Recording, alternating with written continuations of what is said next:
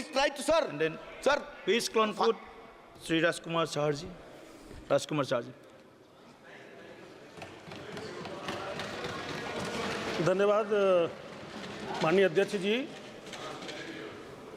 आपने मुझे बजट पे चर्चा के लिए समय दिया। मैं पार्टी के नेतृत्व का भी धन्यवाद देता हूं कि उन्होंने दूसरी बार सांसद बनने का अवसर प्रदान किया और अपने फतेहपुर सीकरी लोकसभा क्षेत्र आगरा उत्तर प्रदेश की जनता को भी मैं हृदय से धन्यवाद देता हूं कि उन्होंने मुझे चुनकर लोकसभा में दोबारा भेजने का काम किया और उससे मुझे आपके समक्ष जनता के विषयों को उठाने का अवसर मिलता रहेगा। माननीय अध्यक्ष जी, मैं बजट पर सरकार के पक्ष में बात करने के लिए खड़ा हुआ हूं। ये जो बजट है, ये देश के यशस्वी प्रधानमंत्री आदरणीय श्री नरेंद्र मोदी जी के नेतृत्व में हमारी वित्त मंत्री आदरणीय निर्मला जी ने जो 7वीं बार बजट पेश किया है, इसके लिए उनको भी मैं हृदय से धन्यवाद देना चाहता हूं। माननीय अध्यक्ष जी, एक बात को देखकर मुझे बड़ा अफसोस हो रहा है। ये कांग्रेस पार्टी के लोग और उनके साथ आम आदमी पार्टी के जो साथी बैठे हैं, मैं इनसे पूछना चाहता हूं कि आपके शासनकाल में जब जब आपने शासन किया, किसानों के लिए, किसानियत के लिए, खेत के लिए, गांव के लिए कौन से नियम, कौन सी योजनाएं, कौन से कानून आपने बनाए जिससे किसानों की आय बढ़ सके? इन पे गिनाने के लिए कुछ नहीं है जी। ये झूठ की बुनियाद, ये झूठ की दीवारें खड़ी करते हैं, अफवाहें फैलाते हैं, लोगों में भ्रम पैदा करने का काम करते हैं। और मैं माननीय अध्यक्ष जी, मैं आपके माध्यम से मैं कहना चाहता हूं कि कांग्रेस पार्टी अगर माफी भी लगातार किसानों से मांगेगी तो देश की जनता, देश के किसान कांग्रेस पार्टी को कभी माफ नहीं करेंगे, कभी माफ नहीं करेंगे आपको। अरे आप छोड़िए, आपके नेता को तो ये नहीं पता होगा जौ की बाल कैसी होती है और गेहूं की बाल कैसी होती है। क्या बात कर रहे हो आप? आपके नेता को नहीं पता होगा हरी मिर्च कैसी कहां लगती है और लाल मिर्च कहां लगती है। आप किसानियत की बात करने की बात कर रहे हैं। माननीय अध्यक्ष जी, प्लीज, ये जो बजट आया है, ये गांव, गरीब, किसान, मजदूर, छोटे दुकानदार, छोटे व्यापारी, बेरोजगार नौजवान, महिलाएं, आदिवासी, पीड़ित, शोषित, वंचित, पिछड़े, दलित, कहना चाहिए कि देश भर के जनमानस के लिए एक बहुत ही ऐतिहासिक बजट हमारी देश की वित्त मंत्री जी ने पेश किया है। माननीय अध्यक्ष जी, मैं आपको बताना चाहता हूं कि ये जो बजट है, ये रोजगार भी देगा, ये स्वरोजगार भी देगा और एक विकसित भारत के संकल्प को साकार करने का माध्यम भी ये बजट बनेगा। माननीय अध्यक्ष जी, आज दुनिया में भारत की जो इकोनॉमी है वो सबसे तेज गति से आगे बढ़ रही है। हम 11वें नंबर से 5वें नंबर पे आए हैं और देश के यशस्वी प्रधानमंत्री आदरणीय श्री नरेंद्र मोदी जी के नेतृत्व में बहुत जल्दी हम तीसरी अर्थव्यवस्था पूरी दुनिया की बनने जा रहे हैं। माननीय अध्यक्ष जी, और तीसरी अर्थव्यवस्था इसलिए भी बनेगी कि देश की जनता ने प्रधानमंत्री के रूप में श्री नरेंद्र मोदी जी को तीसरी बार अवसर देने का भी काम किया है। माननीय अध्यक्ष जी, मैं आपके निवेदन करना चाहता हूं कि ये जो गांव में रहने वाले लोग हैं, जो बस्तियों में रहने वाले लोग हैं, जो गरीब हैं, जो शोषित और पीड़ित वर्ग हैं, ये उनको न्याय देने वाला बजट है। ये श्रमिकों से लेकर सभी वर्गों को जो अनेक प्रकार की योजनाएं देने का काम किया है, उनकी उन्नति का रास्ता इस बजट से होकर निकलेगा। माननीय अध्यक्ष जी, आदिवासी, दलित, पिछड़ों को ये सशक्त बनाने वाला बजट है।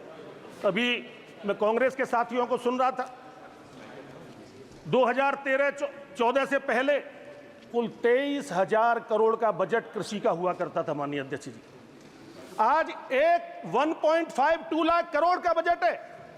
1.52 लाख करोड़ का बजट, और कहां 23,000 करोड़ का बजट। और पिछला बजट जब आया था तो उस बजट में इस बार 25,000 करोड़ का बजट कृषि के लिए दिया गया है। इनको खेती, किसानी और खेत से वास्ता नहीं है कांग्रेस पार्टी के लोगों को। अभी आम आदमी पार्टी के साथ ही अपना भाषण दे रहे थे। मैं इनसे पूछना चाहता हूं, दिल्ली में आपकी सरकार है, दिल्ली के अंदर किसान को कृषि का दर्जा नहीं है, किसान को कृषि की सुविधाएं नहीं मिलती हैं, किसान को कोई भी सुविधा दिल्ली के अंदर नहीं मिलती है माननीय अध्यक्ष जी। और ये किसान और किसानियत की बात करते हैं। माननीय अध्यक्ष जी, कृषि बजट में किसानों की आय, कृषि बजट में किसानों की आय निरंतर बढ़े, इसकी लगातार चिंता करने का काम देश के प्रधानमंत्री श्री नरेंद्र मोदी जी कर रहे हैं। लगातार आय बढ़ाने के लिए अनेक प्रकार की योजनाएं दे रहे हैं। इसमें फसलों का विविधीकरण, खेती के तरीकों में बदलाव, फलों और सब्जियों की पैदावार में वृद्धि और उनके भंडारण और विपणन की व्यवस्था करना ये सरकार की प्राथमिकता है। माननीय अध्यक्ष जी, दाल दलहन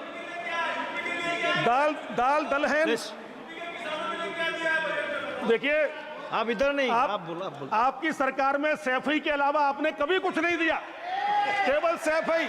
आपको सैफई के अलावा कुछ नजर नहीं आता। दाल दलहन तिलहन में आत्मनिर्भरता, उनके उत्पादन, भंडारण, विपणन पर पूरा फोकस रखा गया है। खाद्य तेलों के लिए फसलों में सरसों, मूंगफली, सूरजमुखी, सोयाबीन के उत्पादन को बढ़ावा और सब्जियों के उत्पादन और आपूर्ति के लिए क्लस्टर बनाने, वो भंडारण और विपणन के ढांचे का विकास, इसकी व्यवस्था बजट में की गई है। माननीय अध्यक्ष जी, कोरोना के काल में भी सारे सेक्टर बंद हो गए थे, लेकिन एग्रीकल्चर का सेक्टर खुला रहा। मेरे देश के किसानों ने मेहनत की, श्रम किया, पसीना बहाया और देश के प्रधानमंत्री जी ने उनके लिए, किसान के लिए किसान रेल चलाने का भी काम किया। और आज मुझे प्रसन्नता के साथ ये कहना है कि किसान अपनी उपज को देश भर में आज मंडियों में भेज रहा है, जहां उसको ज़्यादा दाम मिल रहे हैं। और इसके लिए 167 मार्गों पर 167 रूट्स पर आज किसान रेल चलाई जा रही है। ये किसानों की आय के बढ़ाने का एक बड़ा माध्यम है। माननीय अध्यक्ष जी, ये एमएसपी की बात करते हैं बार बार। 50 साल तक इन्होंने शासन किया, कभी एमएसपी की याद नहीं आई। देश के प्रधानमंत्री नरेंद्र मोदी जी ने एमएसपी को लागत से 1.5 गुना देने का काम किया है और आज देश के किसान उन्नति के रास्ते की ओर आगे जा रहे हैं। माननीय अध्यक्ष जी, रबी की फसल हो चाहे खरीफ की फसल हो, रिकॉर्ड उत्पादन करने का काम हमारे देश के किसानों ने किया है। माननीय अध्यक्ष जी, मैं यह भी कहना चाहूंगा कि बीच बीच में कांग्रेस वाले कोई अपनी एक योजना जरूर बता दें किसानों के लिए जो आपके शासनकाल में कभी हुई हो। मैं आपको चुनौती देता हूं, मैं आपको चुनौती देता हूं। मैं अपने माननीय अध्यक्ष जी, मैं अपने योग्य साथी सांसदों को चुनौती देता हूं, कांग्रेस पार्टी के विशेषकर से, कि वो अपनी कोई 2 योजना गिनाएं जिनमें यह कह सके कि हमने किसानों के लिए यह किया है। केवल बरगलाने से और भ्रम फैलाने से देश में राजनीति नहीं चल सकती। आने वाले समय में अभी तो 100 से 99 पे आए हो, 39 पे रह जाओगे, मैं दावे के साथ आपसे कह सकता हूं। माननीय अध्यक्ष जी, पुराने समय में जब साहूकारों का समय हुआ करता था, किसान को बोलने नहीं देते ये लोग, वर्मा जी, किसान को बोलने नहीं देते ये लोग, लेकिन तुम रोक भी नहीं पाओगे भाइयों, रोक नहीं पाओगे किसान को। किसान क्रेडिट कार्ड की चर्चा करना चाहूंगा। माननीय अध्यक्ष जी, प्लीज वर्मा जी बैठिए, माननीय अध्यक्ष जी बैठिए, वर्मा जी बैठिए प्लीज। धर्मेंद्र जी, यादव जी, आप टोकिए मत, नहीं आप आगे बैठिए, बोल नहीं please। पाओगे, फिर मैं टोकूंगा। आप यहाँ, आप इधर बोलो। माननीय अध्यक्ष जी, इधर ध्यान मत देना, मेरा ये टाइम बढ़ाते जाइएगा जो बीच बीच में टोक रहे हैं। कुछ भी बोलना तो माननीय अध्यक्ष जी, ये रिकॉर्ड में नहीं जाएगा। साहूकारों के चंगल में किसान हुआ करता था।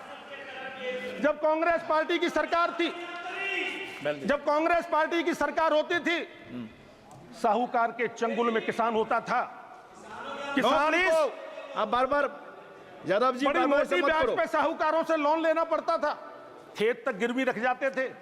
किसान अपनी बच्चियों की शादी करने के लिए, अपने बच्चों की पढ़ाई लिखाई के लिए कर्ज लेता था। मैं धन्यवाद देना चाहता हूं एक किसान के नाते मेरे देश के तत्कालीन प्रधानमंत्री आदरणीय पंडित अटल बिहारी वाजपेयी जी को, कि उन्होंने केसीसी कार्ड किसानों को दिया, और आज देश के प्रधानमंत्री श्री नरेंद्र मोदी जी ने पशुपालन और मछली पालन को जोड़ने का काम हमारे किसान क्रेडिट कार्ड में किया है। आज जिस प्रकार से पशुपालन और मछली पालन को जोड़ा है, मेरा किसान आगे बढ़ता जा रहा है। माननीय अध्यक्ष जी, डीएपी और यूरिया, मुझे याद है हम लोग भी जाया करते थे, साइकिल पर ले जाते थे कि भाई जाके बोरी लाद के ले आए। किसानों पर लाठीचार्ज होता था कांग्रेस के समय पे। कांग्रेस की सरकार थी, और मुझे याद है मेरे मध्य प्रदेश के साथी यहाँ बैठे हैं। मध्य प्रदेश के अंदर किसानों ने आंदोलन किया, और कांग्रेस की सरकार ने मेरे निहत्थे किसानों के ऊपर गोली चलाई। 29 किसान मारे गए और उनको सांस तक नहीं आई। माननीय अध्यक्ष जी, मैं आज समय बदल गया है। आज तो यूरिया नीम कोटेड भी हो गया, आज तो यूरिया नैनो भी हो गया।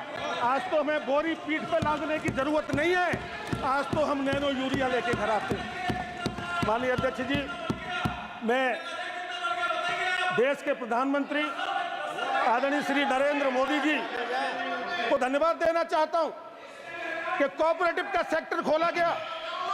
देश के गृह मंत्री, प्रथम सहकारिता मंत्री, और मैं तो कहूंगा इस देश के लौह पुरुष जैसे श्री अमित शाह जी आज कोऑपरेटिव को, सहकारिता को गांव के क्षेत्र में आगे ले जाने का काम करने का काम कर रहे हैं। माननीय अध्यक्ष जी, सहकारी क्षेत्र में 2 लाख पंचायतें अभी भी ऐसी हैं जहां पर कोई सहकारी संस्था नहीं है। हमारी सरकार ने, माननीय मोदी जी की सरकार ने ये व्यवस्था की है कि आने वाले 2 वर्ष में 2 लाख हमारी ग्राम पंचायतों को सहकारी संस्थाओं से जोड़ने का काम किया जाएगा, जिससे किसान की उन्नति का रास्ता आगे होगा। आप समाप्त कीजिए प्लीज। माननीय अध्यक्ष जी, अभी तो शुरू भी नहीं किया सर, 2 मिनट 5 मिनट तो नहीं। माननीय अध्यक्ष जी, 1 मिनट में समाप्त कीजिए। माननीय अध्यक्ष जी, किसानों के लिए कौन सी फसल उपयुक्त होगी, लाभकारी रहेगी, उसके लिए प्रचार और प्रोत्साहन पर काम होगा। 32 फसलों के लिए 109 नई किस्में देने का काम भी इस बजट के अंदर किया गया है। माननीय अध्यक्ष जी, पीएम फसल बीमा ने किसानों के जीवन में क्रांतिकारी बदलाव लाए हैं। मेरे किसान भाई आज निडर होकर फसलें उगाते हैं, और जरूरत पड़ने पर जब अतिवृष्टि, ओलावृष्टि, आंधी तूफान, अग्नि में उसकी अगर फसल बर्बाद हो जाती है तो फसल बीमा से उसको मुआवजा मिलने का काम होता है, उसका घर परिवार बचने का काम होता है। माननीय अध्यक्ष जी, किसानों की आय को बढ़ाने के लिए मिलेट्स, मोटा अनाज जो कम पानी में भी होता है, यूरिया डीएपी भी कम लगाना पड़ता है, हेल्दी भी है, और आज दुनिया में सुपर फूड भी उसको कह रहे हैं, और मेरे किसान आज सुपर फूड को उगाने का काम कर रहे हैं, और देश और दुनिया के लोग खाकर हेल्दी होने का काम कर रहे हैं। इससे किसानों की आय बढ़ने का भी काम हो रहा है। माननीय अध्यक्ष जी, मैं फिर चुनौती देना चाहता हूं मैं अपने कांग्रेस के साथियों को, इस बीच में एक भी योजना बता दो भाई, एक योजना का नाम ले दो, एक योजना बता दो जो कांग्रेस पार्टी किसानों के हित के लिए लाई हो। आज तक कोई योजना नहीं आई।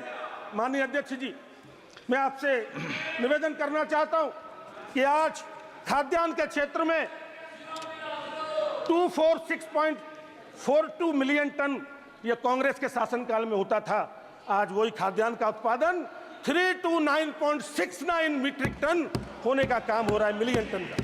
दलहन के क्षेत्र में हम आगे बढ़ रहे हैं, बागवानी में हम आगे बढ़ रहे हैं। इनाम मंडी, मैं इसकी भी चर्चा करना चाहूंगा।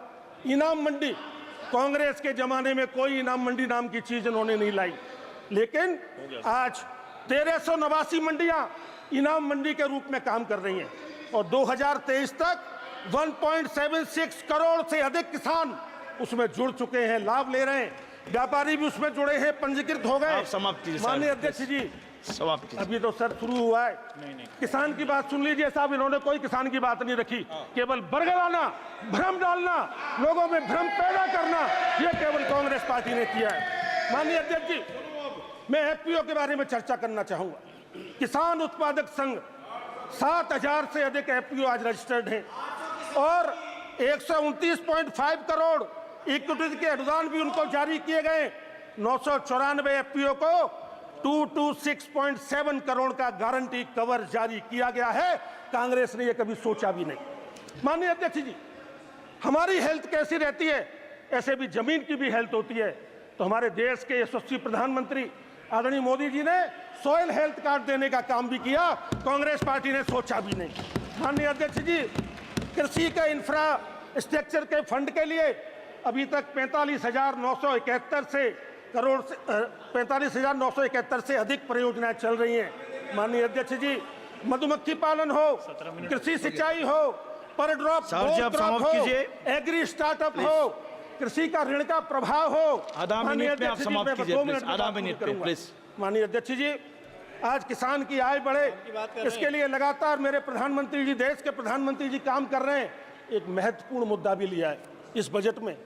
1 करोड़ किसान आने वाले समय में प्राकृतिक खेती से जुड़ें, प्राचीन खेती से जुड़ें, जीरो बजट खेती से जुड़ें, उसमें किसान की आय बढ़े। मैं अपने कांग्रेस के साथियों से भी पूछना चाहता हूं, अरे भाइयों, आज यूरिया, डीएपी, कीटनाशक दवाएं, रासायनिक खादों के कारण से कैंसर जैसी गंभीर बीमारियां हो रही हैं। आज आवश्यकता है, मैं देश के किसानों से भी आह्वान करना चाहता हूं आदरणीय प्रधानमंत्री मोदी जी की ओर से कि सभी किसान प्राकृतिक खेती को अपनाएं, यूरिया डीएपी को दूर रखें। उसके लिए सरकार इनिशिएटिव देने का काम कर रही है। 1 करोड़ किसान हमारे जुड़ने जा रहे हैं प्राकृतिक खेती से।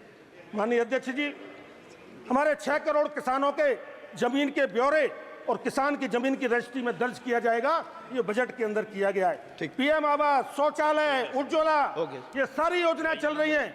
25 करोड़ गरीबों को गरीबी रेखा से नीचे जो थे उनको ऊपर किया गया है। कांग्रेस नारे लगाते रही, लेकिन आज तक किसी गरीब का भला नहीं कर पाई। माननीय अध्यक्ष जी, 80 करोड़ लोगों को राशन देने का काम हो रहा है।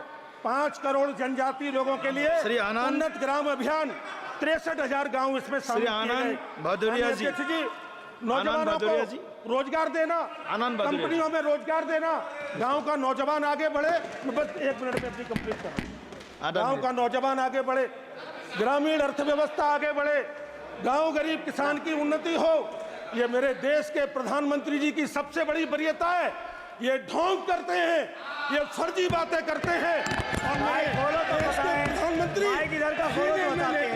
सीधे में लेकर मेरे देश के प्रधानमंत्री नरेंद्र मोदी जी किसान के हित के लिए लगातार काम कर रहे हैं। धन्यवाद जी। और मैं धन्यवाद चार्ज। अन्य अध्यक्ष बोलो।